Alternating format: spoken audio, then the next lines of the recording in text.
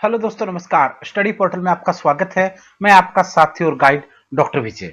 दोस्तों, जब जब कोई भी वैकेंसी आती है तो उसके बारे में कई क्वेश्चन बच्चों के माइंड में होते हैं। खासकर जैसे आप टीजीटी के अंदर, पीआरटी के अंदर, पीजीटी के अंदर किसी भी टीचिंग वैकेंसी किसी डिपार्टमेंट की आप देखते हैं, चाहे आप डीएसएसबी के बारे में देखें, चाहे आप केवीएस के लिए तैयारी कर रहे हैं, चाहे आप नवोदय विद्यालय के लिए तैयारी कर रहे हैं, आर्मी स्किल के लिए कर रहे हैं, या फिर अलग अलग टीचिंग डिपार्टमेंट जब जॉब आती हैं तो बच्चों को सबसे ज्यादा जो कंफ्यूजन होता है वो एज की लिमिटेशन को लेकर रहता है। काफी सारी वैकेंसीज ऐसी हैं जहां पर अलग अलग प्रकार का एज का क्राइटेरिया लगा होता है। और आज तक आप देखोगे जितने भी एग्जाम हुए हैं, काफी सारे बच्चे तो फॉर्म अप्लाई होने के बाद भी यही पूछते रह जाते हैं कि सर इसके अंदर क्या एज है, इसके अंदर मैं अप्लाई कर पाऊंगा या नहीं कर पाऊंगा। तो ये एक बहुत बड़ी समस्या है। तो आज हम इंडिया में जो बड़े लेवल पर वैकेंसी आती हैं, चाहे वो केवीएस की हो सेंटर की, चाहे वो नवोदय विद्यालय की हो, इसके अंदर एज लिमिट की बात करेंगे कि नॉर्मल एज लिमिट क्या है, रिजर्वेशन वालों को कितना कितना एज लिमिट में फॉर्म अप्लाई करने का मौका मिलेगा, महिलाओं के लिए कितनी होती है। तो जितनी भी पोस्ट हैं, चाहे प्रिंसिपल की हो, चाहे वाइस प्रिंसिपल की हो, चाहे पीजीटी की हो, चाहे टीजीटी की हो, या फिर पीआरटी की हो, और सभी कैटेगरी और जेंडर्स के आधार पर आज हम इसको डिस्कस करेंगे। अगर आप लोगों के दिमाग में कोई क्वेश्चन है, चाहे वो किसी वैकेंसी की एज को लेकर हो, चाहे वो क्वालिफिकेशन को लेकर के हो, चाहे वो सिलेबस को लेकर के हो, चाहे एग्जाम प्रोसेस की बात हो, तो आप हमें नीचे दिए गए कमेंट सेक्शन में कमेंट करके पूछ सकते हैं। उसी के ऊपर हम लोग आपको बता देंगे।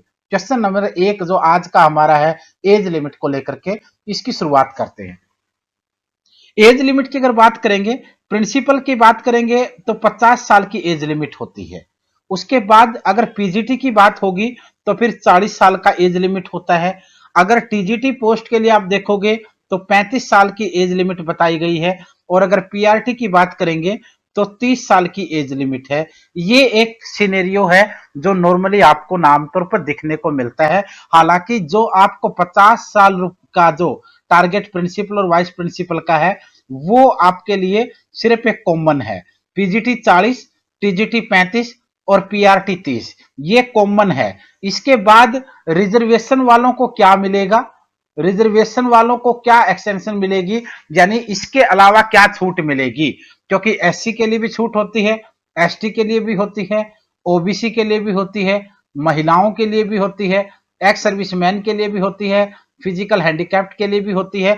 तो बाकी छूट के आधार पर कहां कहां पर वैकेंसी जाएगी, नॉर्मल ये तो आप लोगों को स्क्रीन पे दिख ही रहा है। आइए मैं थोड़ा आपको एग्जांपल के साथ दिखा देता हूं। जैसे मैंने आपके सामने जो लगाया है वो एनवीएस का लगाया है, नवोदय विद्यालय समिति के बारे में आपको बताया है। यही सेम क्वालिफिकेशन आपकी केवीएस की रहेगी। यही क्वालिफिकेशन जो है वो ऑल आपके अंदर एटॉमिक एनर्जी एजुकेशन सोसाइटी की जो वैकेंसी केवीएस, एनवीएस और एईएस तीनों के लिए आपके लिए कॉमन है। अगर यहां आप देखेंगे तो एससी और एसटी के लिए 5 साल एक्स्ट्रा, अगर आपका प्रिंसिपल 5 था तो 5 साल और हो जाएगा। अगर आपका पीजीटी 40 था तो 5 साल और हो जाएगा। टीजीटी अगर 35 था तो 5 साल और हो जाएगा, यानी एससी एसटी के लिए 5 साल अलग से दिए जाएंगे। ओबीसी अदर बैकवर्ड क्लास जो नॉन क्रीमी लेयर में आते हैं उनको 3 साल अलग दिए जाएंगे।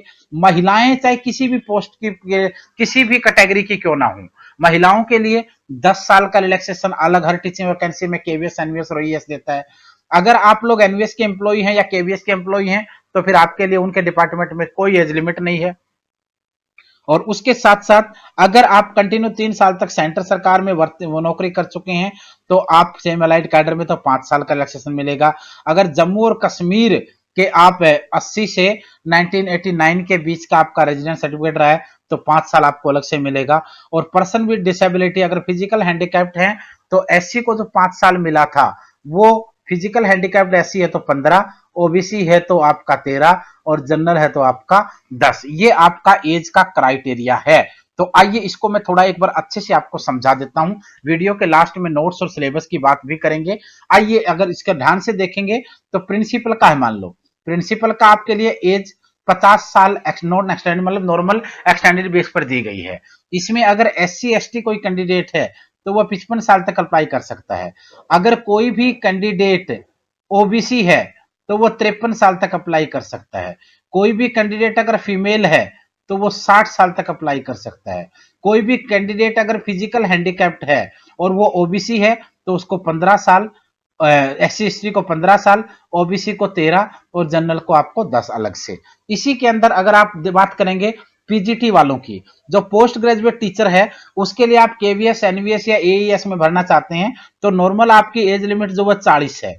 जनरल में अगर आप हैं तो 40 साल तक फॉर्म भर सकते हैं। अगर आप एससी एसटी हैं तो आप 45 साल की एज तक भर सकते हैं। और अगर आप ओबीसी हैं, नॉन क्रिमिलेयर हैं, तो आप 43 की एज तक आप पीजीटी का फॉर्म अप्लाई कर सकते हैं। अगर वो महिला हैं आप तो फिर 40 साल में आप 10 साल और ऐड कर दीजिए, 50 साल तक अप्लाई कर सकते हैं। फिजिकल हैंडीकैप्ड है तो भी आपके लिए अदर ऑप्शन है। उसी प्रकार के टीजीटी, अगर आपकी क्वालिफिकेशन टीजीटी है तो आप बीएड बेस के ऊपर कोई अप्लाई करना चाहते हैं।